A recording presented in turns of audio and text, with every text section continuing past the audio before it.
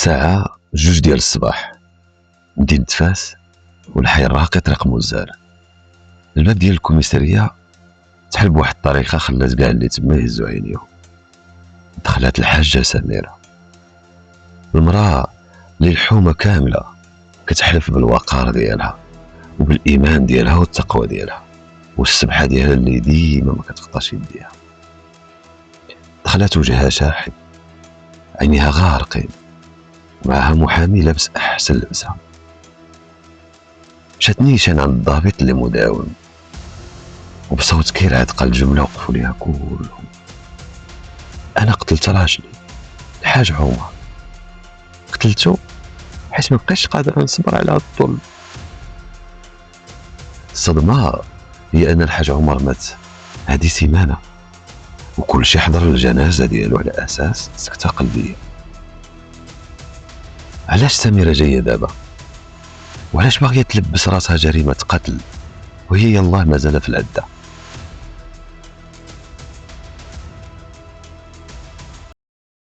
الحاج عمر الله يرحمه كان مقاول ناجح، راجل كيسجد لله وكيدير الخير. فاش تزوج سميرة كيسحب ليه لقى الكنز على كبرو. سميرة كانت كتدخل للدار بالبخور، وديما نعم سيدي اللباس محشم، وديما العبايات كيخرج من فمها غير لا اله الا الله، اللهم بارك، ما شاء الله. كانت دايره ليه قبه وسط الدار، والناس كيقولوا عليه سعداتو بهاد المراه. ولكن مورا هاد القناع ديال الوقار كان كاين واحد الجوع مرعب للفلوس. سميرة ما كانتش كتشوف في عمر راجلها، كانت كتشوف فيه خزنة خاصها تحل، ومهما طال الزمن خاصها تلقى الساروت.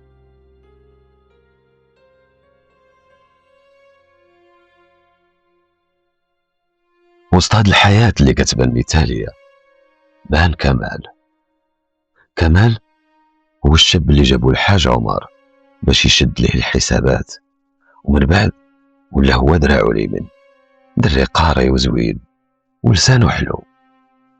الحاج كان كيثيق فيه كتر من ولادو، ولكن اللي ما كانش عارف الحاج هو ان كمال وسميرة لقاو بعضياتهم في واحد الحاجة مشتركة، هي الطمع الشيطاني. بداو كيتلاقاو في غفلة من الحاج، ولات بيناتهم علاقة عاطفية، كيتجمعوا موراه في الظل وكيدبروا كيفاش يورثوا كل شيء بلا ما يتقاسم معهم حد.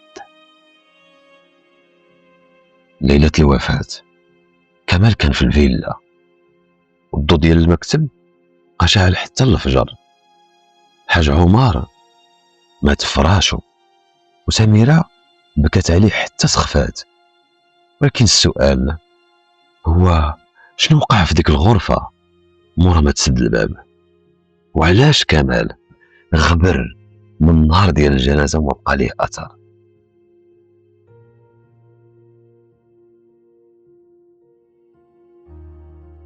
سميرة وكمال ما كانوش باغيين جريمة فيها الدم والبوليس، كانوا باغيين موت طبيعية. الحاج عمر كان ديما كيشرب كاس ديال اللويزة قبل ما ينعس، كيبرد به أعصابه، وهذه هي العادة ديالو من زمان. سميرة بدات كدير ليه فيه الدواء، منومات قوية بجرعات مدروسة. ايوا هنا الحاج، شرب هاد كويس ديال اللويزات تبرد اعصابك، غتولي بخير. خدمه بزاف هلكاتك يا سيد الحاج. الحاج مسكين كان كيشرب وهو كيقول: الله يرضي عليك يا سميرة، الله يرضي عليك. ما كانش عارف بلي كل جرعة كانت كطفي شمعة من حياته وكتسلم السوارت ديال رزقه الكمال. ليلة الثلاثاء الجرعة كانت كبيرة، الحاج عمر طاح غايب على الوعي، كيتنفس بصعوبة. كمال دخل لبيت النعاس، وقف حدا سميرة: دابا سميرة، دابا وقتنا. خنقوه ببرودة: وباش ما تبانش اثار ديال الزرقيه ديال الخنقه على العنق ديالو، سميرة جبدات بوماضه ودهنت ليه عنقو ببراعه خوراها فيا. مسحوا البصمات، رتبوا البيت، وسميرة غطاتو باللحاف حتى الوجه. وفاش طلع الصباح بدات المسرحيه. يا ويلي، الحاج ما بغاش يفيق، الحاج مات. الطبيب الشرعي لقى راجل كبير مريض ومات في فراشو، سجلها سكتة قلبية وسد الملف. دابا غتسولوني إلا كانت الجريمة كاملة علاش سميرة مشات للبوليس؟ الجواب هو كمال العشيق والشريك. غدر سميرة، غدرها غدرة مزيانة، هز الفلوس اللي كانت في الخزنة وهز الذهب وهز بزاف الأشياء واختفى. سميرة لقات راسها خاسرة كلشي، الحاج مات والعشيق هرب، والولاد ديال الحاج بداو كيقلبوا في الحسابات. سميرة خافت تفرش كلشي، فقررت تمشي للبوليس وتلبس قناع المظلومة. قالت قتلته حيت كان كيعنفني، باش تاخذ حكم خفيف بالدفاع عن النفس وتفادى الإعدام أو المؤبد. وفي نفس الوقت تحاول تفرش كمال اللي غدرها. الشيطان نهار كيغدر حتى اللي خدموا معاه.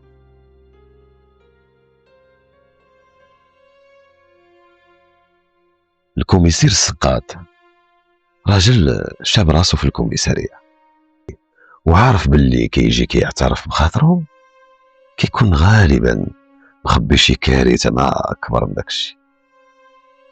جلس قدام سميرة في مكتب التحقيق، خلاها كتبكي وكتندب وبقى كيشوف غير في يديها.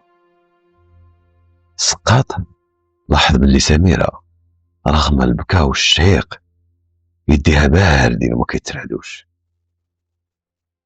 اللي كيقتل دفاعا عن النفس في لحظة غضب كيكون منهار، ولكن سميرة كانت بحال اللي حافظة السكريبت.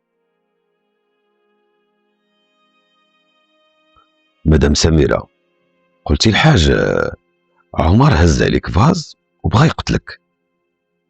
ايه، ولكن الطبيب اللي شاف الجثة نهار الموت لقى الحاج ناعس فوق السرير ويدو تحت راسو والملاية مقادة عليه حتى لعنقو.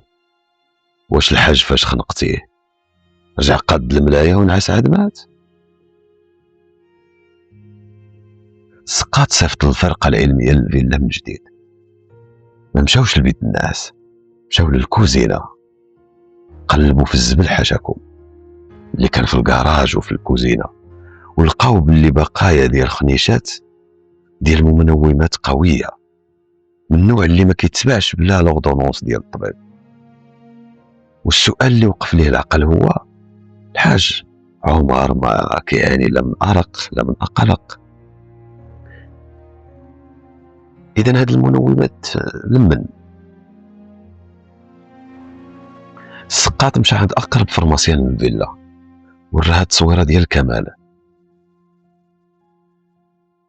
سيد الكوميسير، هاد السيد كان كيجي عندنا ديما كيقول بلي الحاج ما كينعسش وبغى شي حاجة ثقيلة تريحو، وكان كيجيب معاه ورقة ديال الطبيب.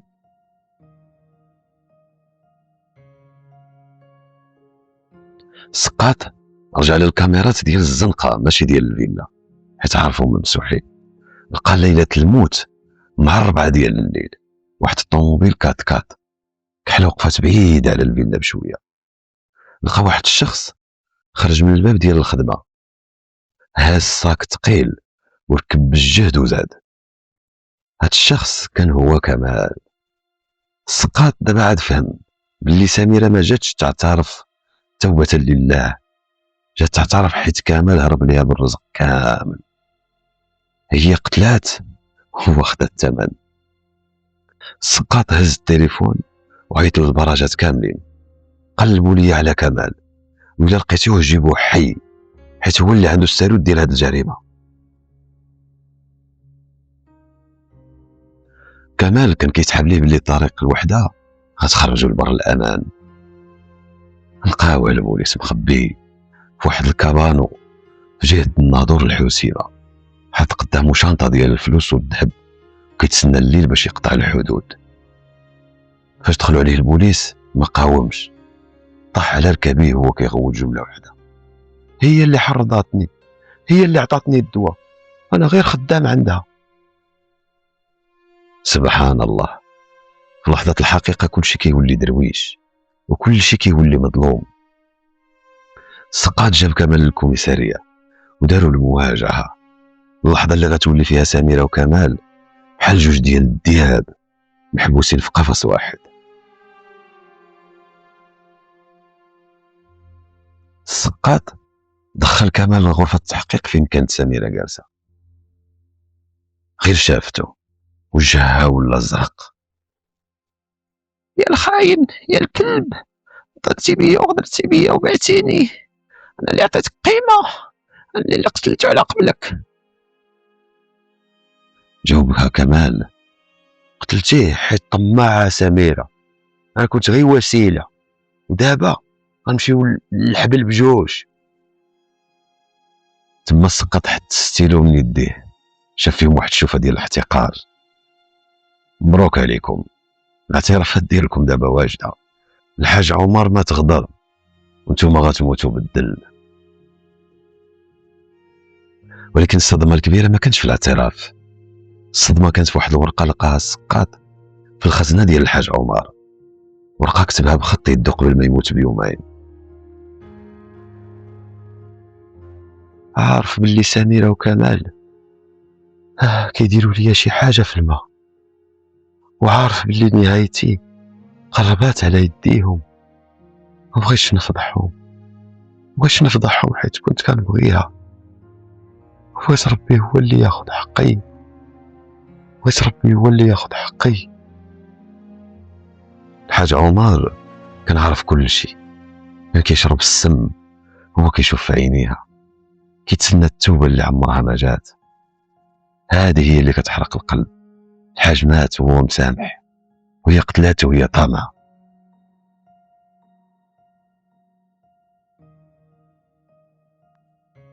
– 2024 الحكم انتقب الكلمات ديالو: الإعدام لسميرة والمؤبد لكمال. الفيلا سدات بيبانها ورجعت للسكات. قصة سميرة والحاج عمر ماشي غير جريمة، هي درس كل واحد كيسحب ليه باللي القناع غيحميه من الحقيقة. في أرشيف الدل الحق ديما كيبان، والظلام مهما طال كتقطعو الشمعة ديال الحقيقة. كنتم مع عبد الصمد وقصة الملاك الشيطان. نتلاقاو ان شاء الله في قصة جديدة. ما تنساوش تخليونا الآراء ديالكم والتعليقات ديالكم والإعجاب ديالكم. شكرا.